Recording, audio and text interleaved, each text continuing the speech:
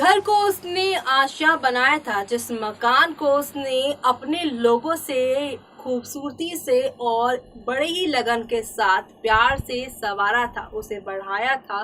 साथ ही साथ यहाँ पर उसने पूरे घर में अपनी एक अलग जगह बनाई थी, खुशबू बिखेरी थी। लेकिन अब उस घर को सजाने वाली, उस घर को यहाँ पर खूबसूरती देने वाली, उस घर को एकजुट बांध के रखने वाली अनुपमा ही नहीं है। जी हाँ, मैं हूँ आप सभी की होस्ट जूही राय और आज हम बात करेंगे यहाँ पर स्टार प्लस के शो अनुपमा की कहानी के बारे में, जहाँ पे अनुपमा बहुत ही प्यार से, कितने आराम से अपने घर की यहाँ पर देख रेख में हमेशा बिजी रहती हैं। उन्हें यहाँ पर कुछ लेना देना ही नहीं कि उनके घर के बाहर क्या चल रहा है, उन्हें तो सिर्फ अपने घर की खुशियाँ चाहिए। बदले में उन्हें कुछ नहीं चाहिए, उन्हें किसी और का बुरा भी नहीं चाहिए, सिर्फ और सिर्फ चाहिए कि सब कुछ ठीक रहे।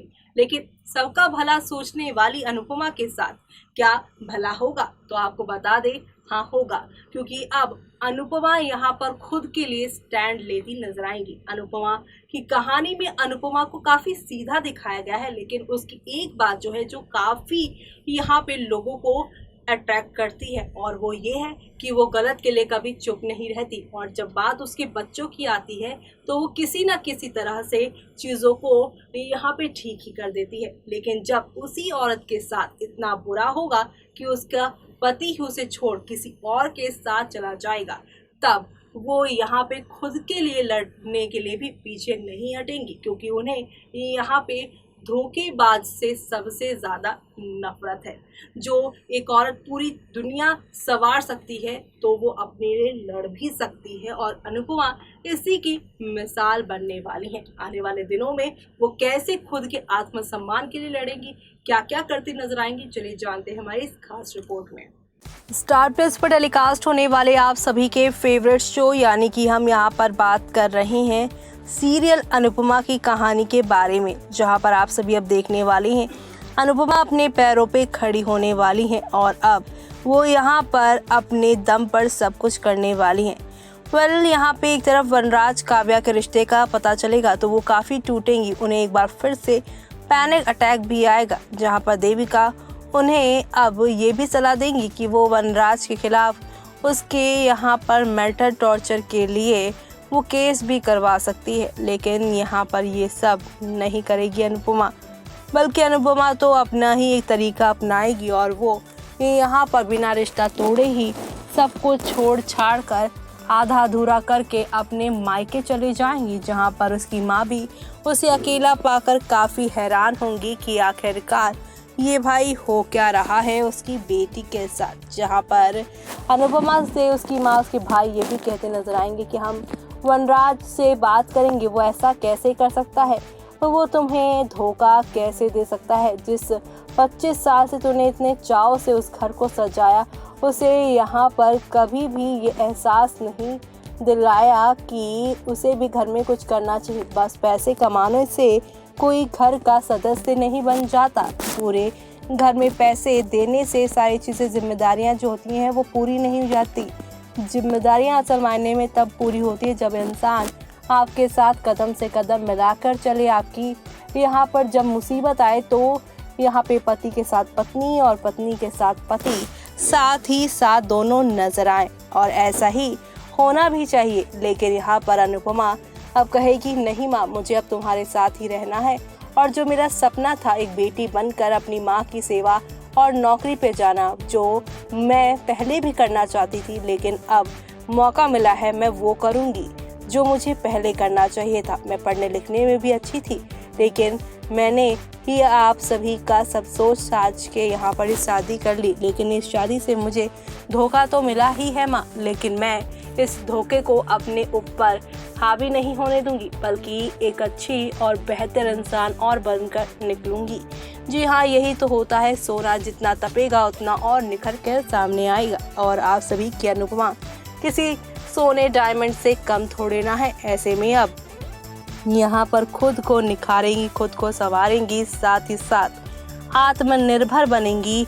यहाँ पर अब आत्मविश्वास की गहने पहनने वाली हैं अनुपमा, गहने सोने चांदी के जो उन्होंने वनराज के घर वालों की वो यहाँ से वो उन्होंने पाए थे, उसे छोड़ अब वो यहाँ पर स्वाभिमान का गहना पहनकर अपनी ज़िंदगी गुजारने वाली हैं। लेकिन जहाँ एक तरफ अनुपमा अपनी ज़िंदगी में आगे बढ़ती नजर आएगी, वहीं काव्या के साथ वनराज की ज़िंदगी में अब क्या क्या नया तूफान आने वाला है, कैसे कैसे यहाँ पर अब वनराज को एहसास होने वाला है कि उसने यहाँ अनुपमा को खोकर अपनी ज़िंदगी का सबसे बड़ा नगीना खो दिया है। अपनी ज़िंदगी में वो उसने जो सबसे मूर्खतापूर्ण काम किया है, जो सबसे बेकार काम किया है, वो है अनुपमा को धोखा देना, उसको अपनी ज़िंदगी से निकालना और काव्या जैसी औरत से प्यार करना जो इतनी सेल्फिश है, जिसे सिर्फ अपने ही बारे में यहाँ पर सारी चीज़ें सोचनी है।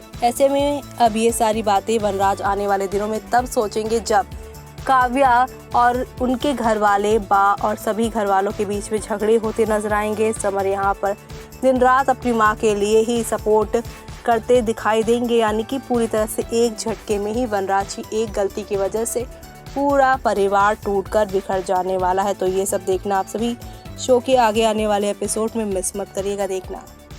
पत्नी, सहेली, माँ और बहू के यहाँ पर जो अधिकार तो हैं, लेकिन वो अधिकार अनुपमा को नहीं मिले, सिर्फ मिला उसे फर्ज वो निभाती चली। लेकिन अब वो निकल चुकी है शाह हाउस से और अब उन्होंने फैसला किया है कि वो अपनी माँ के घर रहेंगी, जहाँ पे वो खुद कमाएंगी और अपनी माँ की भी देखरेख करेंगी। शादी के बाद से वो अपने घर नहीं जा पाई हैं, जबकि 2 गली बाद ही उनका घर है और ऐसे में आजकल में वो सालों से अपनी माँ के घर नहीं गई। लेकिन अब वनराज से जब उसका पीछा छूटा है, वनराज के साथ रिश्ता टूटा है, तब वो यहाँ पे खुद पर भी ध्यान देंगी और अपनी माँ की तबीयत से लेकर अपने घर को, अपने मायके को वो स्वर्ग बनाती नजर आएंगी। जी हाँ, बहू बनकर उन्होंने काफ़ी कुछ किया, लेकिन अब बेटी होकर वो उसकी जिम्मेदारी निभाएंगी और खुद एक अच्छी और भी ज़्यादा अच्छी यहाँ पर बनने की कोशिश करेंगी, ताकि कल कोई उनके आत्मसम्मान पर वनराज जैसे ठेस न लगा पाए, कल उनके साथ वनराज जैसा कोई आंखों में धूल ना झोंक पाए।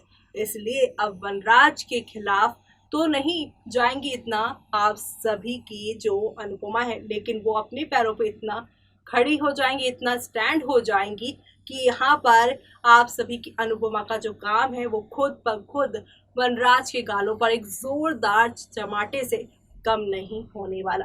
अपने ऊपर बहुत ही ज़्यादा वर्क करने वाली है अनुपमा और यही सबब होगा आप सभी के वनराज के लिए। तो ऐसे में ये ट्रैक शो के सभी रिव्यूअर्स को कितना पसंद आने वाला है और किस तरह से कहानी के यू टर्न्स आने वाले हैं, वो भी देखना आप सभी मिस मत करिएगा। लेकिन आपको ये ट्रैक कैसा लगने वाला है हमें कमेंट कर बताना बिल्कुल भी मिस मत करिएगा। और इसी के साथ मुझे यानी कि जूही को दीजिए इजाज़त। Bye bye, take care.